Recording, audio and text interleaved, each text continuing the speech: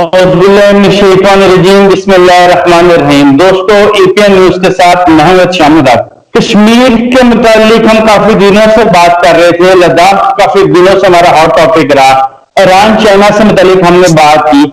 आज इन्हीं मौजूद पर हम बात करेंगे। मोदी साहब के हवाले से बात करेंगे। राजनाथ सिंह साहब ने लद्दाख का विजिट किया है, उस पर बात करेंगे। और हमारे साथ मौजूद है, इंडिया से हमें ज्वाइन कर रहे हैं विनय सिंह साहब। सर, कैसे हैं आप? बढ़िया हूँ विश्राम भाई, अच्छा है। थैंक यू, बहुत शुक्रिया सर, थैंक यू। और हमें नीलम वैली से, आजाद कश्मीर से ज्वाइन कर रहे हैं आबिद लीप साहब। आबिद, अस्सलाम वालेकुम, कैसे हैं आप? वालेकुम सलाम, क्या हाल है आपके? ठीक ठाक, अल्हम्दुलिल्लाह। विनय सिंह साहब, आपकी इजाजत से आज मैं पहले आबिद लीप साहब से स्टार्ट करना चाहता हूँ। आबिद, आप मुझे बताइएगा, आप कश्मीर पर अक्सर वीडियोस भी करते हैं, बताएं कश्मीर में क्या हो रहा है आजकल? कहा जा रहा है कि पिछले 2 माह में बहुत ज्यादा कश्मीरियों को शहीद किया जा चुका है। एहतिशाम, कश्मीर के अंदर पिछले 2 माह से नहीं, पिछले 70 साल की एक कश्मीर की तारीख है। आपको आए रोज हर दिन एक नई शहादत की खबर मिलती है। आपको हर रोज एक नई दरिंदगी की और एक नई सफाकियत की खबर मिलती है। ये कल की आज की बात नहीं है। पिछले 2 दिन में 7 नौजवानों को शहीद किया गया हिंदुस्तान की आर्मी की तरफ से। 7 से 9 लाख जो है वो फोर्सेज हैं, वो वैली के अंदर मौजूद है। जो अनप्रोवोक्ड फायरिंग है वो इस बार उसका कोई आपको पता नहीं होता, वो शुरू कर दी जाती है। वैली के अंदर के हालात और लोगों की अपनी जिंदगियों को, जिनको हिंदुस्तान ये कहता है कि हमारे लोग हैं, उनको हमारा तस्लीम करने के लिए हिंदुस्तान ने 9 लाख अफवाज को वहां रखा हुआ है। और उन 9 लाख अफवाज से भी वो लोग काबू नहीं आते, वो बाहर निकल के पाकिस्तान जिंदाबाद के नारे लगाते हैं। तो वैली के अंदर की सूरत हाल आपको जो 1 साल पहले थी आज भी वही है, उसमें कोई खास फर्क नजर नहीं आता। ठीक, विनय सिंह साहब, क्या हो रहा है कश्मीर में? आप कुछ बताएं, आपका मीडिया क्या कह रहा है कश्मीर के हवाले से? जब आपका मीडिया देखते हैं ऐसा लगता है बहुत ज्यादा पीस है कश्मीर में, कुछ भी नहीं हो रहा, लेकिन कश्मीरी लोग कुछ और बात करते हैं। देखिए, एक तो हमारे यहाँ हमारा मीडिया बोल के कुछ है नहीं। आप 4 अखबार उठाएंगे तो एक ही कहानी के 4 वर्जन्स मिल जाते हैं। तो यहाँ कुछ मीडिया ऐसे हैं जिनको आम लोग आपकी मीडिया के बारे में बोलते हैं कि भाई ये जो मीडिया है ये पाकिस्तान की भाषा बोलती है, ठीक है। इसीलिए मीडिया के वर्जन्स को छोड़ दीजिए, मीडिया का क्या है क्या नहीं है। देखिए क्या है कि आप बड़ी मासूमियत के साथ, आबिद साहब, आप बोल देते हैं कि शहादत हो गई वहां पे और शहीद किए जा रहे हैं, बड़े जुल्म हो रहे हैं, भारतीय सेना बड़ा जुल्म ढा रही है। आपकी जो मासूमियत है इस पे कोई विश्वास कर ले, जो अगर कश्मीर के इश्यूज को नहीं जानता है, अगर उसकी हिस्ट्री को नहीं जानता है, जितनी मासूमियत से आप कह देते हैं। देखिए, आपके हिसाब से वो शहीद हैं, लेकिन हमारे हिसाब से जो पिछले 100 साल का हम इतिहास उठा करके देखते हैं, या पिछले 60-70 सालों का, तो उसमें आपके शहीदों ने रेप्स किए हैं, आपके शहीदों ने मर्डर्स किए हैं, आपके शहीदों ने महिलाओं को बीचों बीच आरी लगा करके फाड़ डाला है। ये आपके शहीदों ने किया है। और मैं बताऊं आपको कि भारत में लॉ एंड ऑर्डर है, आपकी तरह नहीं है हमारा देश। हमारे यहाँ लॉ एंड ऑर्डर है, और हमारे जो बाकी इंस्टीट्यूशंस हैं, केवल पुलिसिंग नहीं, हमारे यहाँ आर्मी हो, हमारे यहाँ डिफेंस फोर्सेस जो भी हो, हमारे यहाँ प्रेस हो, हमारे यहाँ जुडिशियरी हो, हमारे यहाँ इलेक्शन कमीशन हो, या जितनी ऐसी संस्थाएं हैं जिन पे एक डेमोक्रेसी खड़ा होता है, वो मैच्योर हो रही हैं या मैच्योर हो चुकी हैं। हमने एक बाकायदा एक दूरी तय की है। जैसे मैं आपको उदाहरण बताता हूँ, भारत में आप कोई घटना कर दीजिए तो ऐसा नहीं है कि आपको कुछ होगा नहीं। 2 साल 4 साल लग सकता है, 5 साल लग सकता है, लेकिन कानून का एक चक्र है जिसमें आप आते हैं और आपका ट्रायल होता है, आपके साथ जस्टिस होता है। आप निर्दोष हैं तो आप बाहर जाते हैं, और आप दोषी हैं तो आप पर कार्रवाई होती है। वही हाल है कि जो शहादत वाले लोग हैं, जिनकी शहादत के बड़े किस्से हैं भारत में पिछले 70 सालों के, उन शहादत वाले लोगों ने जो काम यहाँ किए हैं, मैं तो उनको बोलूंगा जो कुकर्म किए हैं उन्होंने, तो इंडियन आर्मी भी हमारा एक इंस्टीट्यूशन है, एक पिलर है जिसपे हमारी डेमोक्रेसी खड़ी होती है। और इंडियन आर्मी अपने आप में कोई डिसीजन नहीं लेता है, एक डेमोक्रेटिक स्ट्रक्चर है जिसमें जहां से उनको जिससे उनको गाइड किया जाता है। आपकी तरह हमारा नहीं है कि हमारे यहाँ आर्मी का मतलब ये हो जाता है कि भाई कू हो जाता है और सत्ता पलट जाती है। हमारे यहाँ देखिए एक जबरदस्त आर्मी है, एक ताकतवर आर्मी है, लेकिन डेमोक्रेटिक सिस्टम इतना मैच्योर है कि हम कभी किसी आर्मी के कू के बारे में या आर्मी द्वारा सत्ता पलट के बारे में सोच भी नहीं सकते। तो आप अगर उधर से कोई अन्याय करते हैं, आपके जो शहीद हैं, तथाकथित शहीद हैं, यदि वो ऐसा कोई गड़बड़ झाला करते हैं तो उनको उसी तरीके से जवाब दिया जाता है, उसमें वो मारे जाते हैं। ठीक है, आप उनको शहीद बोलिए, हम उनको टेररिस्ट बोलते हैं। ठीक है, हमारा उनके बारे में राय यही है। और किसी भी देश में ये जो काम कर रहे हैं, जो आपके शहीद लोग हैं, उनको टेररिस्ट ही बोला जाएगा। अगर आपके देश में भी कोई दूसरे देश का आदमी जाकर के ऐसी काम करेगा तो उनको भी आप शहीद नहीं बोलेंगे, उनको भी टेररिस्ट ही बोलेंगे आप। अच्छा, आदमी जो लीड साहब, विनय सिंह साहब का कहना है कि कश्मीरी दहशतगर्द है, हम कहते हैं मुजाहिदीन है। ये किस किस्म का चल रहा है, क्या चल रहा है? वो दहशतगर्द है या मुजाहिदीन है? क्यों कंफ्यूज कर रहे हैं इंडियन लोगों को विनय सिंह साहब, आपकी राय में? शाम जब इनके 20 फौजियों को चाइना ने मारा तो इन्होंने भी ये कहा कि हमारे 20 फौजियों की कुर्बानी हुई। जैसे इनकी जमीन चाइना ने इनसे छीन ली तो इन्होंने इनको कहा कि ये हमारी धरती पे कुर्बान हुए इनके फौजी। इसी तरह जो कश्मीरी हैं, जो ये कश्मीर की जमीन को छीनने की कोशिश करते हैं, जो कश्मीर पे अपना नाजायज कब्जा जमाने की कोशिश करते हैं, जब वो लोग अपनी मट्टी की पासदारी में, अपनी मट्टी के दिफा में, अपनी इस्बतों के दिफा में मारे जाते हैं तो हमारे लिए वो शहीद है, वो तमाम कश्मीरियों के लिए शहीद है। देखें, ये कहते हैं कि हमारी आर्मी बड़ी डेमोक्रेटिक है और हमारी आर्मी बड़ी इंस्टीट्यूशनलाइज हुई है। इनसे ये कोई ये पूछे कि आपकी 9 लाख आर्मी नैते कश्मीरियों पे आए रोज जुल्म कर रही है, आपकी 9 लाख आर्मी जिस कश्मीर को आप ये क्लेम कर रहे हो कि ये हमारा कश्मीर है, आपको उस कश्मीर को अपना मनवाने के लिए 9 लाख आर्मी की जरूरत क्यों पड़ती है? आपको वहां आरएसएस के और बजरंग दल के गुंडों की जरूरत क्यों पड़ती है? आप उन लोगों की जमीनों पे कब्जा करने की और उनकी मां और बहनों की इस्तेसाल करने की जरूरत आपको क्यों पड़ती है? आप अगर कहते हो कि हमारे मुल्क में बहुत ज्यादा इंसाफ है तो आपका एक दहशतगर्द मोदी जो आपका वजीर आजम बना, जिसके मुख्तलिफ रियासतों में दाखिले पे पाबंदी थी, आज गुजरात फाइल्स उठा के पढ़िए जिसमें उसके बारे में जो लिखा हुआ है वो ऑन द रिकॉर्ड है, मुसलमानों का खून उसके हाथों पे रंगा हुआ है, वो आपका वजीर आजम बन जाता है बदनाम जमाना दहशतगर्द। और आप कहते हैं कि हमारे मुल्क में लॉ एंड ऑर्डर है। आपके मुल्क में जो लॉ एंड ऑर्डर है वो हमने बाबरी मस्जिद के साथ देखा। कल एक बंदे की बाल उठाकर उतार दिए इन्होंने। पूरी दुनिया ये कहती है कि हिंदुस्तान अकलीतों के लिए खतरनाक तरीन मुल्क बनता जा रहा है। जो अकलीतों के साथ वहां हो रहा है, मुख्तलिफ जो तहरीकें वहां उठी हुई हैं, जो मुसलमानों के साथ वहां हो रहा है, इनको ये चीज क्यों नजर नहीं आती? क्यों ये लोग मोदी की मोहब्बत में इतने गिरफ्तार हो चुके हैं कि इनको अपने मुल्क की जो रवायात थी, जो कांग्रेस ने वहां रवायात डाली थी, जिसको मोदी ने तहस नहस कर दिया। एक हिंदुस्तान जिसके बारे में कहा जाता था कि ये बड़ा सेकुलर हिंदुस्तान है, मौलाना अबुल कलाम आजाद की जो रवायात थी, आज एक दहशतगर्द इन पे मुसल्लत है और तमाम का तमाम हिंदुस्तान उनका सारे का सारा मीडिया उसके दिफा में खड़ा हो जाता है और कौम को हकायक नहीं बताए जाते। एक बात सुनिए, 10 दिन पहले ये कहते थे कि हमारी जमीन पे किसी चाइना ने कब्जा नहीं किया, उसके बाद ये कहते हैं कि हमने तो चाइना की बड़ी मिन्नतें की, वो वापस आते हुए नजर आ रहे हैं, अब फिर ये कहते हैं वो तो वापस भी नहीं जा रहे। आप ये बताएं, आपका मीडिया जितना झूठ बोलता है, आपका मीडिया जो मुसलमानों को, जो कश्मीरियों को वहां दहशतगर्द बना के देखता है, क्या आपने पिछले 1 साल से उस मीडिया को इजाजत दी कि वो जाए कश्मीरियों का ड्राई फ्रूट तबाह होता हुआ दिखाए?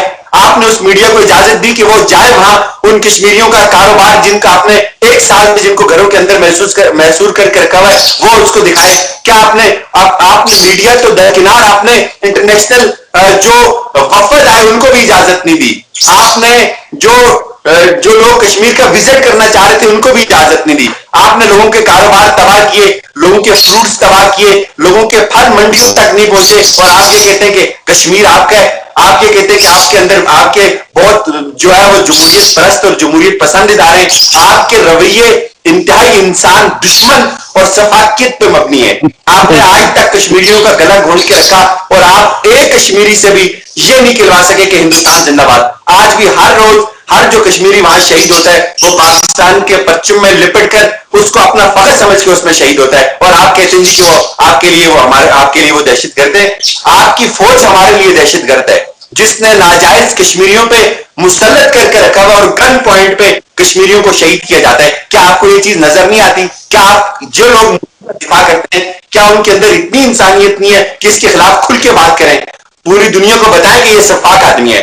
आप मोदी जिस हिंदुस्तान का आज नुमाइंदा है, दुनिया उस हिंदुस्तान से पनाह मांगती है। जो हिंदुस्तान आज से 20 साल पहले रवायत का अमीन था, अब वो हिंदुस्तान नहीं है। और कश्मीर हिंदुस्तान का नहीं है। कश्मीर एक खुद मुख्तार हैसियत से आगे बढ़ेगा और इंशाल्लाह वो वक्त जरूर आएगा जब इनका नाजायज कब्जा वहां से खत्म होगा। दिनेश सिंह साहब, ये तो सीधे सीधे इल्जाम लगा रहे हैं आपके लीडर, आपके बीजेपी के लीडर मोदी साहब पे। वो कह रहे हैं वो दहशतगर्द हैं। ये किस किस्म की बातें कर रहे हैं आबिद मलिक साहब? आबिद साहब क्या है कि खुदा ने मुंह दे रखा है, आप कुछ भी बोल सकते हैं, आजाद हैं, ठीक है। दूसरा क्या है कि मैं आपका दर्द समझता हूँ, आपका दर्द क्यों है ये मैं जानता हूँ। मोदी साहब ने कौन सी नस आपकी दबाई ये भी मैं समझ रहा हूँ।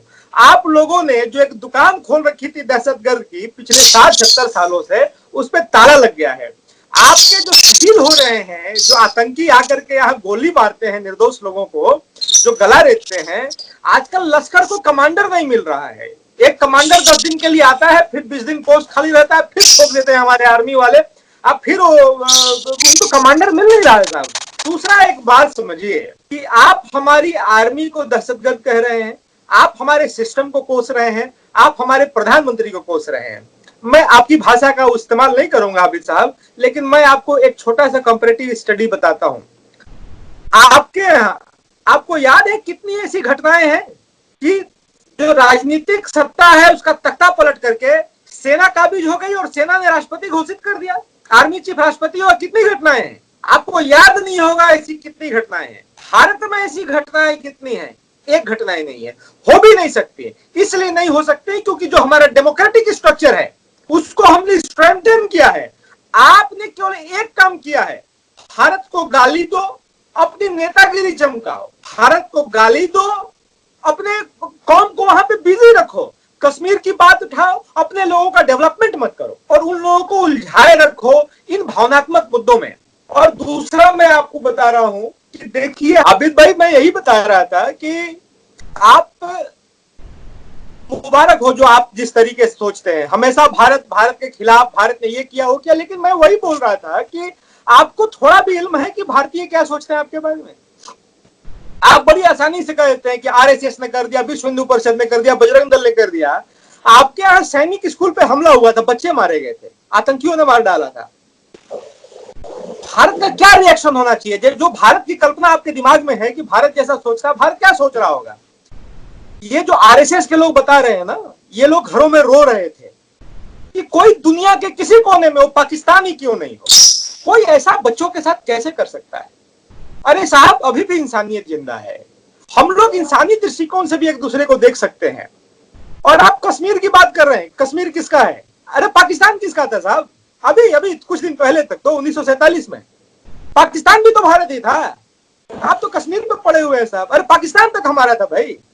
और पाकिस्तान का जो वजूद है वो अपने आप में इस बात को आबिद साहब बताता है कि आपने ईमानदारी नहीं बरती है अपने देश के प्रति। आप अपने ईमान पर खड़े नहीं उतरे हैं। पाकिस्तान का वजूद धोखाधड़ी पर है।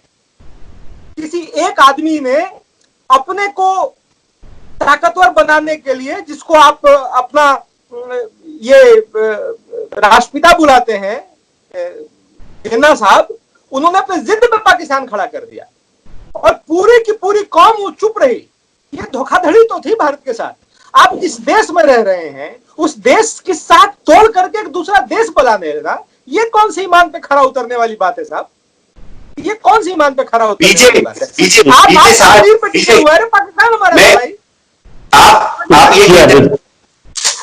ये कहते हैं कि हिंदुस्तान का बड़ा दिल दुखा था जब आर्मी पब्लिक स्कूल पे दहशतगर्दों ने हमला किया था। आई विश कि आप थोड़ा सा यहाँ फेर होके इस बात को समझने की और सोचने की कोशिश करें। आपके जीता जागता कुलभूषण यादव कौन है जो खुद ये कहता है कि मैं दहशतगर्दी करवाता था पाकिस्तान में? एक मिनट कंप्लीट। एक एक करके बात कर। ये कौन है आज हमारे पास है जिसकी रहम की अपीलें आप पूरी दुनिया को फोर्स करते हैं और लॉबिंग करते हैं उसके लिए? वो कुलभूषण कौन है?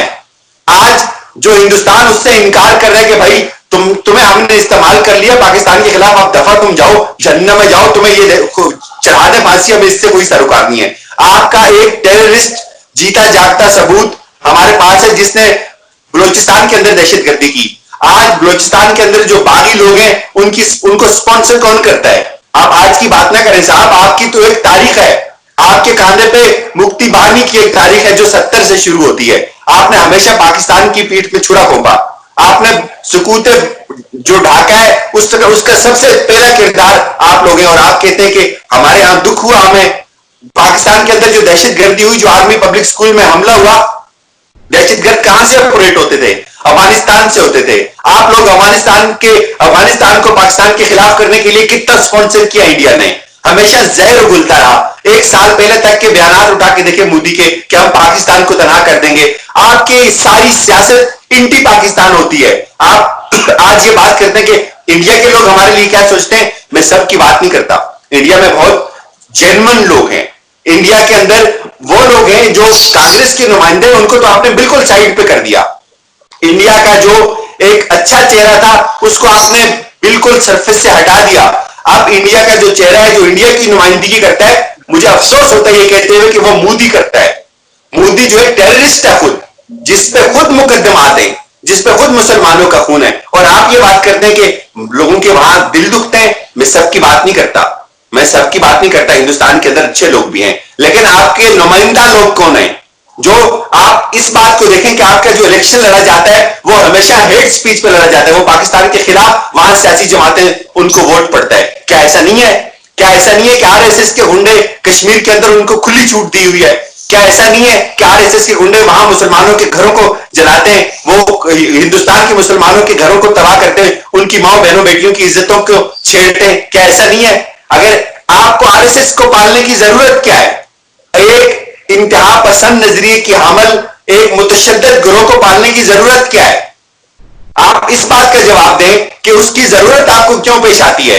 फिर उन आरएसएस के गुंडों को आप अपनी फौज की जो है वो पुष्पराई हासिल होती है और वो जाते हैं और लोगों को उनको तकलीफ देते हैं और उनको नुकसान पहुंचाते हैं। क्या आपको ये नजर नहीं आता? आप इस बात का जवाब देते, मुझे सारी बातें छोड़े एक तरफ।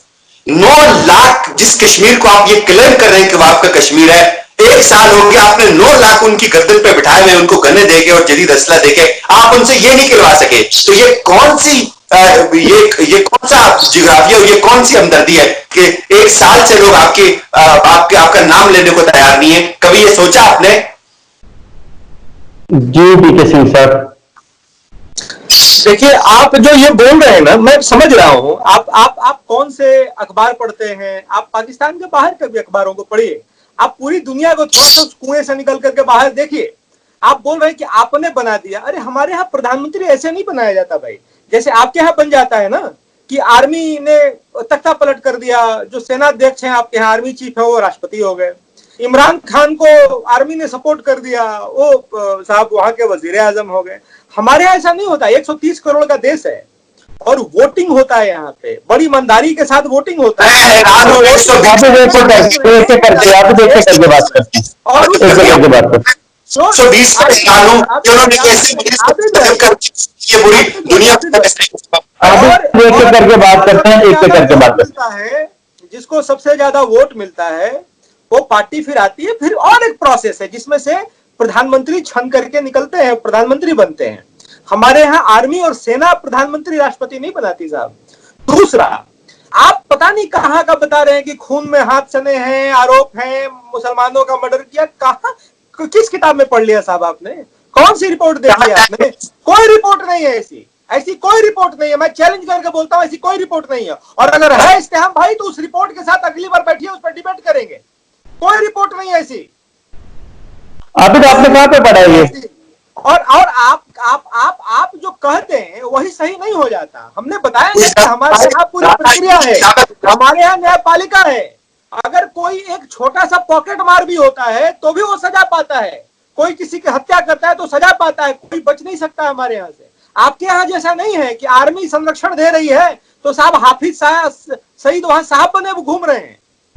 और एक बात और बताऊं आबिद साहब, मैं फिर आपकी मासूमियत पे आता हूं। जितनी मासूमियत से आप बोलते हैं ना कि हमारे शहीद, हमारे शहादत, और आपने बांग्लादेश ऐसे कर दिया। आप लोग बांग्लादेश में क्या कर रहे थे ये मालूम है? अरे वो तो मुस्लिम कंट्री है। आपकी सेना वहां पर रेप कर रही थी औरतों का। जब बंकरों से निकाला गया तो 30-30 दिन और 45-45 दिन तक भूखी महिलाएं निकली, जिनका शरीर में खाली कंकाल बचा हुआ था। उन तस्वीरों को देखा है आपने? और तस्वीरें दिखाऊं अभी आपको। वो कंकाल निकाले गए बाहर, नंगी नंगी महिलाएं ऐसे हाथों में लेकर के, बेटे और जो बाप है अपने बेटियों की और अपने बीवियों की ऐसी लाशें, जिंदा लाशें लेकर के टनल से निकले। आपके सैनिक क्या कर रहे थे वहां पे? अरे साहब, हर चीज को दहशत, भारत बड़ा आसान सा है, नैरेटिव सेट करने में हम आपको दाद देंगे। एक चीज में आप भारत से ज्यादा आगे थे, आप नैरेटिव सेट करते थे। कश्मीर का नैरेटिव सेट किया आपने। अरे कश्मीर कहां से आपका हो गया साहब? अरे पाकिस्तान हमारा, कश्मीर आपका कैसे हो गया? जिसको आप अपना क्लेम करते हो उसको आप 2 लाख फौज लगा के नहीं कर सकते।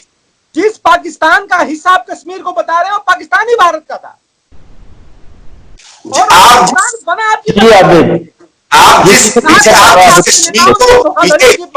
कश्मीर को क्लेम कर रहे हो कि ये आपका कश्मीर है, आपने 9 लाख फौज वहां रखी हुई है।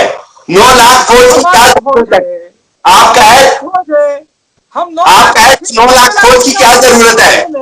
कोई एक लीडर बता दे, कश्मीर का कोई एक लीडर बता दे जो हिंदुस्तान का नारा लगाता हो, बता दे। कोई एक सच्ची जमात बता दे ना, कोई एक बंदा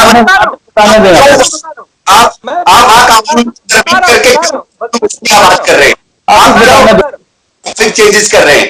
आबिद भाई बता रहा हूं, मैं आपको बता रहा हूं। इस्तेहाम भाई, आबिद भाई ने सवाल पूछा कि कोई एक आदमी बता जो हिंदुस्तान जिंदाबाद का नारा लगा रहा हो।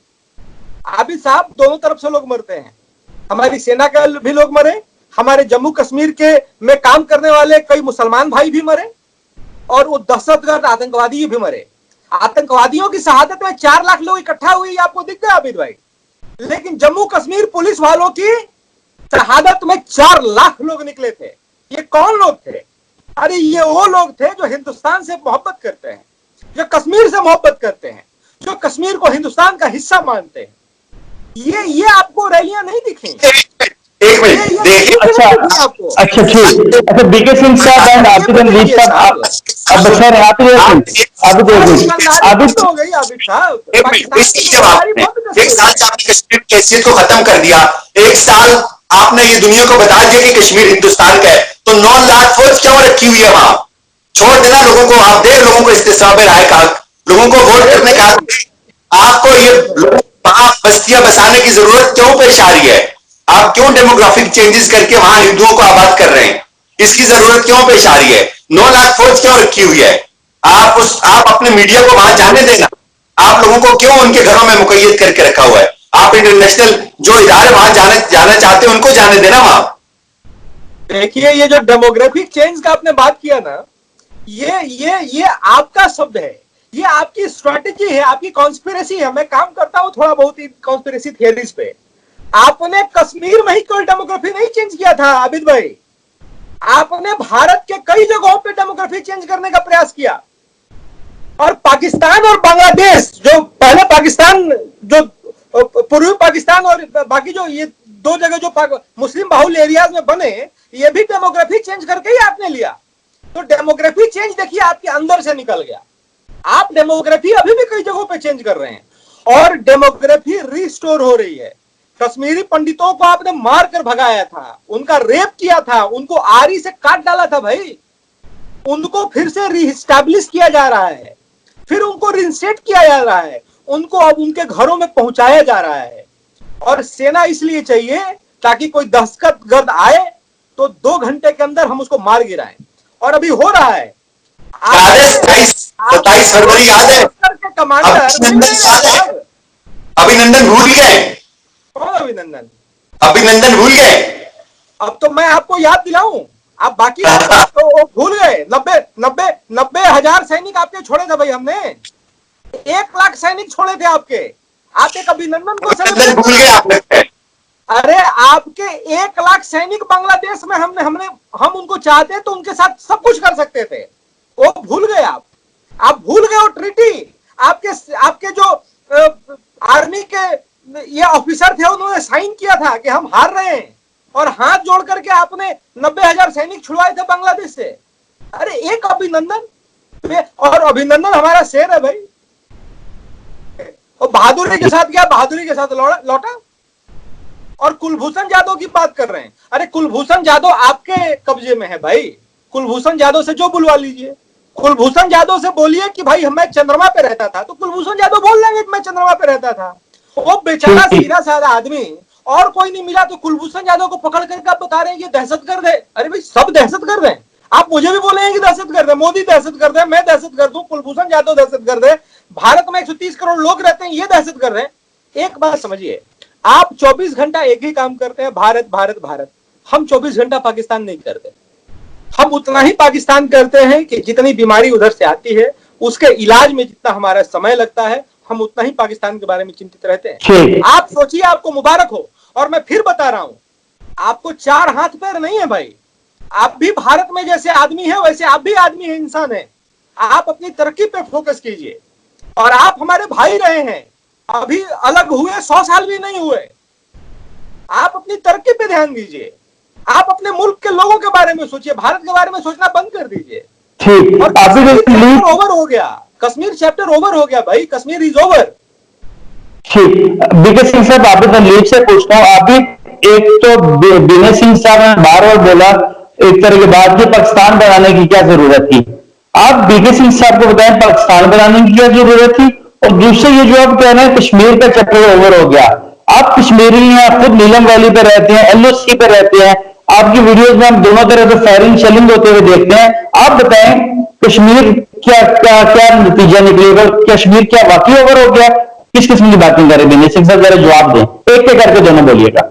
एहतिशाम, आप उनकी आखिरी जो गुफ्तगू थी वो मैं नहीं सुन सका हूं, लेकिन मैं आपको ये बताता हूं, जैसे आप कहते हैं कि कश्मीर ओवर हो गया या पाकिस्तान क्यों बना। आज जो वहां के हिंदुस्तान के अंदर जो मुसलमान मौजूद है वो उनसे ये सवाल पूछें कि पाकिस्तान क्यों बना या पाकिस्तान बनना क्यों जरूरी था। मैं इस बात पे नहीं आता, मैं इस पे आता हूं कि ये कहते हैं Kashmir is over. Kashmir is not over, not at all. आप मेरी वीडियोस देखते हैं, अनप्रोवोक्ड फायरिंग एलओसी पे हमेशा इंडियन आर्मी शुरू करती है।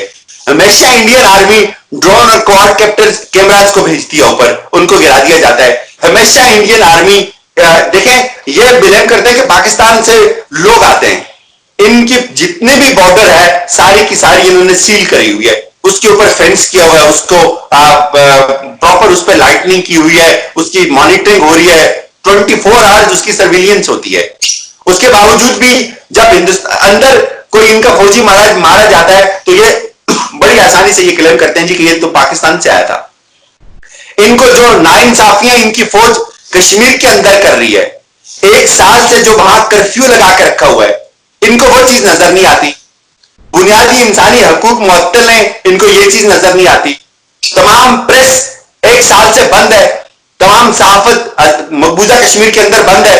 ये कैसे अजीब लोग हैं, ये कैसा अपना कब्जा जमा रहे हैं, जिनको बिल्कुल अपने नाक के सीधे में इंसाफ होता हुआ, जुल्म होता हुआ नजर आता है, और ये इस पे बोलते नहीं, इस पे चुप हो जाते हैं, इसलिए कि उस प्रोसेस का हिस्सा है, ये उस सफाक निजाम के परवरदा है, ये उस निजाम का हिस्सा है। हम ये कहते हैं कि आप कश्मीरियों को उनके वोट का हक दें। कश्मीरी खुद ये डिसाइड करेंगे कि वो किसके साथ रहना चाहते हैं। आपने आइन के खिलाफ, आपका जो अपना आइन था उसको तोड़ के आपने कश्मीरियों की जो हैसियत थी उसको खराब किया, उसको खत्म करने की कोशिश की, और इसलिए वो आपके गले पड़ गई। अब आपके पास कोई और ऑप्शन नहीं है, आपने जबरदस्ती उन लोगों पे कब्जा जमाया हुआ है, और आप ये कहते हैं कि Kashmir is over. Kashmir is not over, इसलिए कि कश्मीर, देखें, हर दिन कोई ना कोई आपको शहादत की खबर मौसूल होती है। इनको इस बात को समझना चाहिए कि कश्मीरी लोग इनको कबूल नहीं कर रहे। इनको इस बात को समझना चाहिए कि कश्मीरी लोग अपने लिए एक जुदागाना हैसियत में अपनी रियासत का मुतालबा करते हैं। इन लोगों को यह समझना चाहिए कि कश्मीर कभी भी इनका नहीं था। कश्मीर बरसों का एक कजिया है, कश्मीर इनका कभी भी नहीं था। और इसलिए जबर यह है कि 9 लाख लोगों को वहां रखा हुआ है, उनको मसला दिया हुआ है, उनको खुली छूट दी हुई है कि इतना इन लोगों पे जुल्म करो कि ये मजबूर हो जाएं, ये बेबस हो जाएं। कोई रियासत अपने शहरियों पर इतना तशद्दुद नहीं करती। दुनिया की कोई रियासत अपने